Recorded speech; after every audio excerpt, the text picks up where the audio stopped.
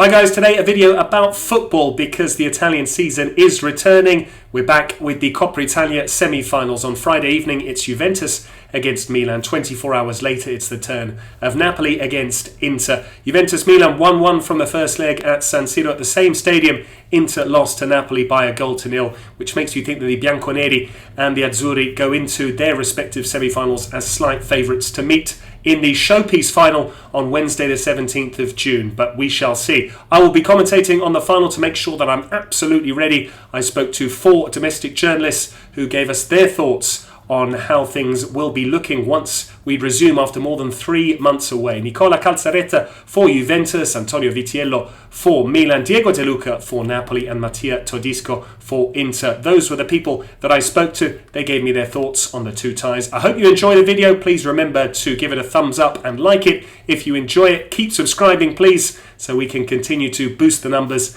and naturally comment. I love the engagement. I love to hear your thoughts. Which way do you see these two ties going? That's all for me. See you on the next one. Cheers. Guarda Patrick, la Coppa Italia è una competizione molto particolare perché è quel trofeo che se vinci è un trofeo dimensionato perché non hai vinto lo scudetto, hai vinto solo la Coppa Italia, ma che se invece non riesci a vincere al termine, quando tracci il bilancio a fine stagione, dici ma non hai vinto neanche la Coppa Italia. Quindi alla fine io credo che sia un trofeo rispettabile, è il secondo trofeo nazionale e Napoli ha tutta l'intenzione di voler arrivare fino in fondo. Confido più nel fatto che la Juventus giochi la sua partita classica, diciamo, da vincere al di là del risultato dell'andata. Poi ovviamente c'è un risultato dell'andata che ci dà forse lo 0,5% in più di percentuali, diciamo, di essere favoriti. Secondo me, per una questione di mentalità vincente, l'Inter proverà assolutamente a vincere questo trofeo, non pensando a quelle che saranno le successive partite. La tua domanda è molto interessante perché giustamente il Milan non vince un trofeo dal 2016 con Vincenzo Montella, quindi se Pioli dovesse vincere la Coppa Italia e quindi in automatico diciamo, confermarsi in Europa League è una bella domanda, però secondo me nonostante questo il Milan secondo me cambierà. Credo che i 5 cambi, così come sono stati disposti, no, per quanto riguarda le sostituzioni, siano un elemento molto importante diciamo, di valutazione, e in casa juventina credo che si guardi con molto favore a questa innovazione. Poi è anche vero che la Juve prima della sosta, prima della pandemia, ha fatto vedere che ha sofferto alcune partite, è una squadra che più o meno subisce gol in questa stagione con Sarri, anche all'andata il Milan è riuscito addirittura a portarsi in vantaggio e stava vincendo la partita proprio contro la Juventus. È l'attaccante più prolifico della storia recente del Napoli, quindi oggi certamente non puoi rinunciare ad uno come Dries Mertens, considerando poi questa sfida di sabato sera al San Paolo con l'Inter in quella che possiamo forse definire una sorta di sliding doors, perché tu hai fatto cenno Patrick al rinnovo contrattuale, ancora non è arrivata l'ufficializzazione del rinnovo, però Mertens è stato davvero molto vicino alla formazione nerazzurra. L'Inter certamente ha un fattore in conto perché è un allenatore che comunque anche durante questo periodo di stop forzato ha martellato i giocatori, anche durante il lockdown c'è stata ovviamente grande attenzione per l'alimentazione grazie al servizio di delivery, agli allenamenti personalizzati.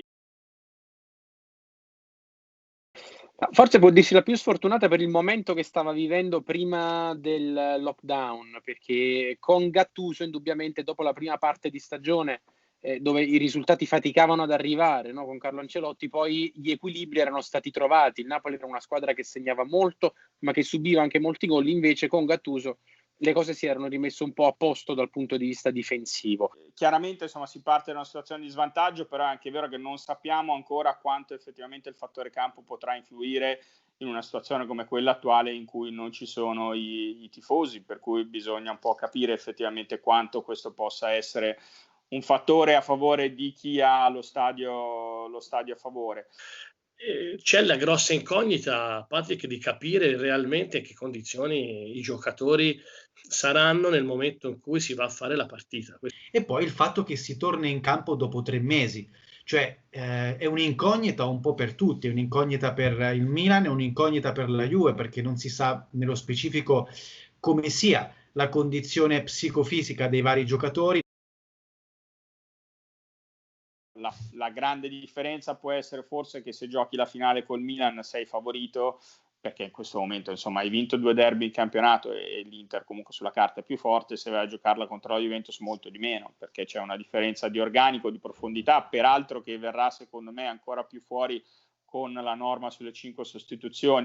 Anche per una questione di rivalità cittadina sarebbe meglio evitare il derby, perché poi in caso di sconfitta sarebbe ancora più difficile da digerire. Tra l'altro il Milan negli ultimi anni i derby li ha un po' sofferti, forse per una questione anche di cuore, meglio evitare il derby, puntare magari sul Napoli, che non sta facendo una grandissima stagione come negli anni precedenti, perché è sesto in classifica in Serie A. Negli anni scorsi il Napoli viaggiava su altre posizioni.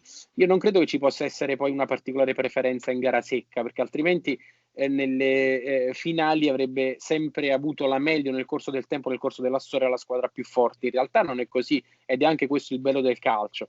Quindi credo che al di là dell'avversario, al di là del Milan, che se dovesse arrivare in finale vorrebbe dire aver rimontato la Juventus, aver avuto la meglio allo Stadium, quindi il Napoli si ritroverebbe a giocare eventualmente la finale contro una squadra oltremodo in forma, perché battere la Juventus sappiamo quanto in Italia oggi sia particolarmente difficile, e dall'altra parte insomma ti ritroveresti invece a confrontarti ancora una volta con la formazione più forte dell'Italia. Un'eventuale sconfitta con l'Inter di Conte che alla Juventus non ha mai vinto la Coppa Italia, anzi come stavi dicendo tu, anche se non l'hai detto direttamente, ma comunque è sempre stato un po' un torneo messo in secondo piano. Addirittura lui ha messo anche in secondo piano l'Europa per un certo periodo, no? Perché per fare 102 punti ci siamo dimenticati un'Europa League che poteva anche essere nostra. Allora dico la verità, se proprio dobbiamo chiudere questa intervista con la lacrima all'occhio, ti dico, preferirei perdere dal Napoli che non dall'Inter, ma questo proprio per dircelo, io voglio vincere.